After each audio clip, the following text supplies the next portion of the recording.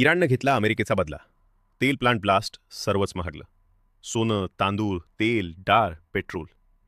जो धोका आतापर्यंत केवळ मध्यपूर्वेपुरता मर्यादित असल्याचं वाटत होतं, तो आता संपूर्ण जगाला आपल्या विळख्यात घेण्यासाठी सज्ज झाला आहे का? हा प्रश्न आज प्रत्येक देशाच्या धोरणकर्त्यांच्या टेबलावर आहे. प्रत्येक गुंतवणूकदाराच्या मनात आहे आणि प्रत्येक सामान्य नागरिकाच्या भविष्याशी जोडला गेला आहे. कारण गेल्या काही दिवसात ज्या वेगाने घटनांची मालिका घडली आहे, ती फक्त एका सीमित संघर्षाची कहाणी नाही. ती जागतिक आर्थिक स्थैर्य, ऊर्जा सुरक्षेची समीकरणं आणि नव्या जागतिक शक्ती संतुलनाची प्रस्तावना आहे. अमेरिका, इस्रायल आणि इराण यांच्यातील संघर्षाला काहीच दिवस झाले असताना जगभरातील बाजारपेठा हादरल्या. केवळ 3 दिवसात कच्च्या तेलाच्या किमतींमध्ये सुमारे 5% वाढ झाली. ऊर्जा बाजारपेठ ही जगातील सर्वात संवेदनशील बाजारपेठ मानली जाते. मध्यपूर्वेत तणाव वाढला की सर्वात आधी त्याचे पडसाद तेलाच्या दरांवर उमटतात. आणि तेलाचे दर वाढले की त्याचा परिणाम प्रत्येक देशाच्या अर्थव्यवस्थेवर होतो, विशेषतः भारतासारख्या मोठ्या आयातदार देशावर. भारत हा जगातील अग्रगण्य कच्चे तेल आयात करणाऱ्या देशांपैकी एक आहे. देशांतर्गत उत्पादन मर्यादित असल्यामुळे भारताची ऊर्जा सुरक्षा मोठ्या प्रमाणावर आयातीवर अवलंबून आहे. जर हा संघर्ष काही आठवडे चालला तर पेट्रोल आणि डिझेलचे दर वाढण्याची शक्यता नाकारता येणार नाही. आणि इंधन दरवाढ म्हणजे फक्त पेट्रोल पंपावरील वाढ नव्हे, ती महागाईचा मोठा स्फोट ठरू शकते. वाहतूक खर्च वाढतो, उद्योगधंद्यांचा खर्च वाढतो, शेती उत्पादनांच्या किमती वाढतात आणि शेवटी सर्वसामान्य नागरिकाच्या खिशावर थेट परिणाम होतो. दरम्यान सर्वात धक्कादायक बातमी म्हणजे बहरीनमध्ये तैनात असलेल्या अमेरिकेच्या युनायटेड स्टेट्स फिफ्थ फ्लीटवर इराणने लक्ष साधल्याची माहिती. बहरीनमधील या तळावर हल्ल्याचे वृत्त आणि तेथे धूर दिसल्याच्या बातम्या समोर आल्या. हा तळ अमेरिकेसाठी केवळ सामरिकच नव्हे तर प्रतिकात्मकदृष्ट्याही महत्त्वाचा आहे. पर्शियन गल्फ परिसरातील अमेरिकेच्या उपस्थितीचे हे एक प्रमुख केंद्र आहे. जरी काही अहवालांनुसार आधीच काही प्रमाणात स्थलांतर करण्यात आले होते, तरीही या पातळीवरील लक्ष साधणे हे संघर्ष अधिक तीव्र झाल्याचे द्योतक आहे.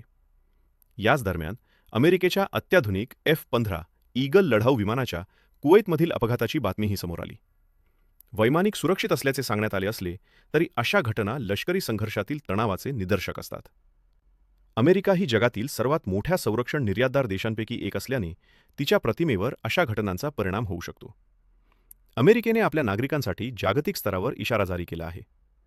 परराष्ट्र विभागाने जगभरातील अमेरिकन नागरिकांना स्थानिक प्रशासनाशी संपर्कात राहण्याचे आणि सुरक्षिततेची काळजी घेण्याचे आवाहन केले आहे.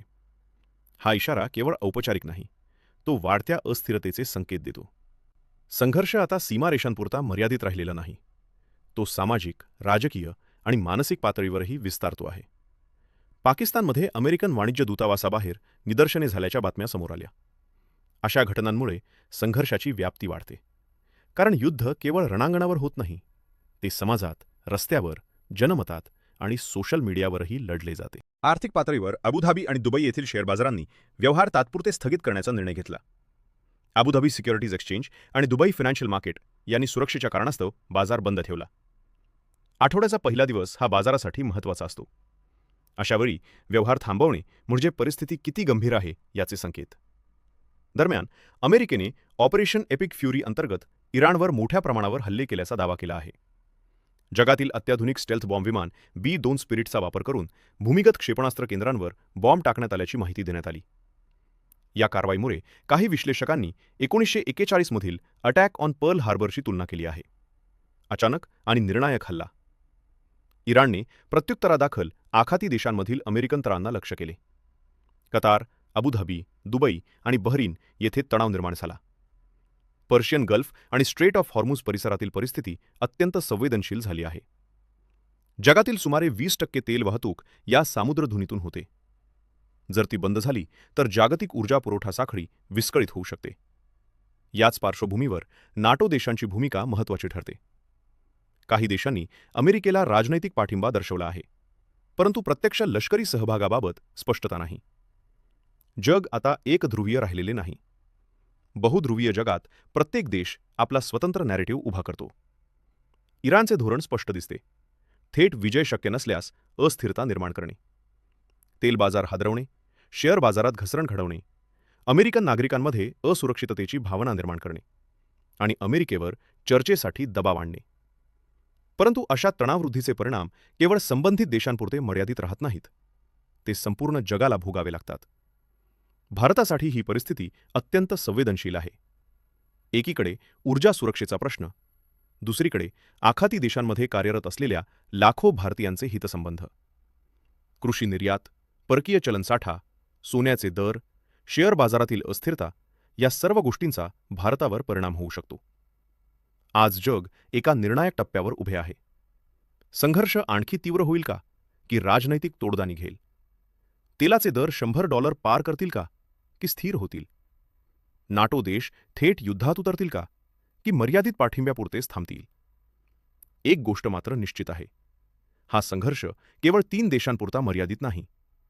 त्याचे परिणाम जागतिक पातळीवर जाणवत आहेत. आणि म्हणूनच आज प्रत्येक देश, प्रत्येक बाजारपेठ आणि प्रत्येक नागरिक या घडामोडीकडे केवळ बातमी म्हणून नाही, तर संभाव्य जागतिक संकटाच्या दृष्टीने पाहत आहे. पुढील काही आठवडे निर्णायक ठरणार आहेत. ऊर्जा, अर्थव्यवस्था आणि जागतिक राजकारण या तिन्ही क्षेत्रांमध्ये मोठे बदल होऊ शकतात. भारतासारख्या देशाने संतुलन राखत दीर्घकालीन धोरणात्मक विचार करून या संकटाचा सामना करणे आवश्यक आहे. कारण हे केवळ युद्ध नाही, ही नव्या जागतिक व्यवस्थेची कसोटी आहे.